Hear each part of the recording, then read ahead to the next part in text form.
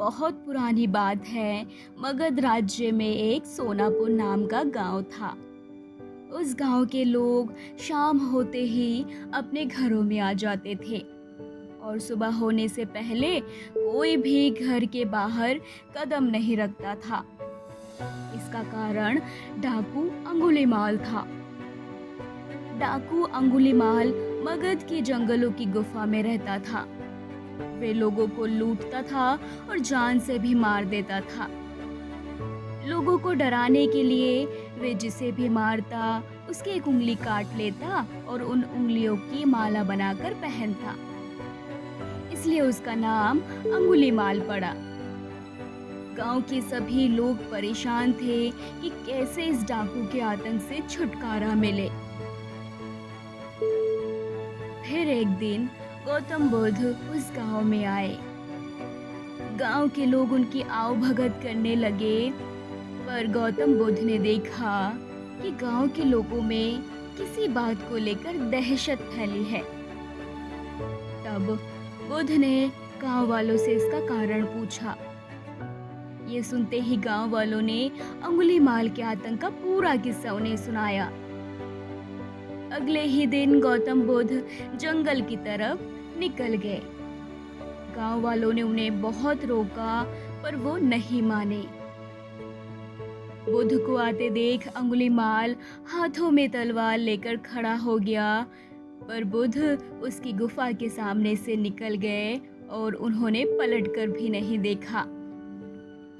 अंगुलीमाल उनके पीछे दौड़ा, पर दिव्य प्रकाश के कारण वो बुद्ध को पकड़ नहीं पा रहा था। थक हार कर उसने कहा, रुको।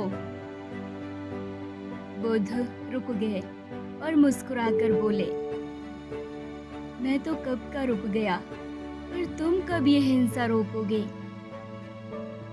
अंगुलीमाल ने कहा, सन्यासी, तुम्हें मुझसे डर नहीं लगता? सारा मगध मुझसे डरता है। तुम्हारे पास जो भी माल है निकाल दो, वरना जान से हाथ धो बैठोगे। मैं इस राज्य का सबसे शक्तिशाली व्यक्ति हूँ। बुद्ध जरा भी नहीं घबराए और बोले, मैं ये कैसे मान लूं कि तुम ही इस राज्य के सबसे शक्तिशाली इंसान हो? तुम्हें ये साबित करके दिखाना होगा। अंगुलीमाल, कैसे साबित करना होगा? बुद्ध, तुम उस पेड़ से 10 पत्तियां तोड़कर लाओ। अंगुलीमाल ने कहा, बस इतनी सी बात? मैं तो पूरा पेड़ उखाड़ सकता हूँ। अंगुलीमाल ने 10 पत्तियां तोड़कर बुद्ध को ला दी। बुद्ध ने कहा, अब इन पत्तियों को वापस पेड़ पर जाकर लगा दो। अंगुलीमाल ने हैरान होकर कहा, टूटे हुए पत्ते कहीं वापस लगते हैं क्या? बुद्ध, जब तुम इतनी छोटी सी चीज को वापस नहीं जोड़ सकते, तो तुम सबसे शक्तिशाली कैसे हुए? यदि तुम किसी चीज को जोड़ नहीं सकते, तो कम से कम उसे तोड़ो मत। यदि किसी के जीवन को नहीं दे सकते, तो उसे मृत्यु देने का भी तुम्हें कोई अधिकार नहीं है। ये सुनकर अंगुलीमाल को अपनी गलती का एहसास हो गया और वे बुद्ध का शिष्य बन गया और उसी गांव में जाकर रहने लगा और लोगों की सेवा करने लगा। आगे चलकर यही अंगुलीमाल बहुत बड़ा सन्यासी बना और अहिंसा के नाम से प्रसिद्ध हुआ।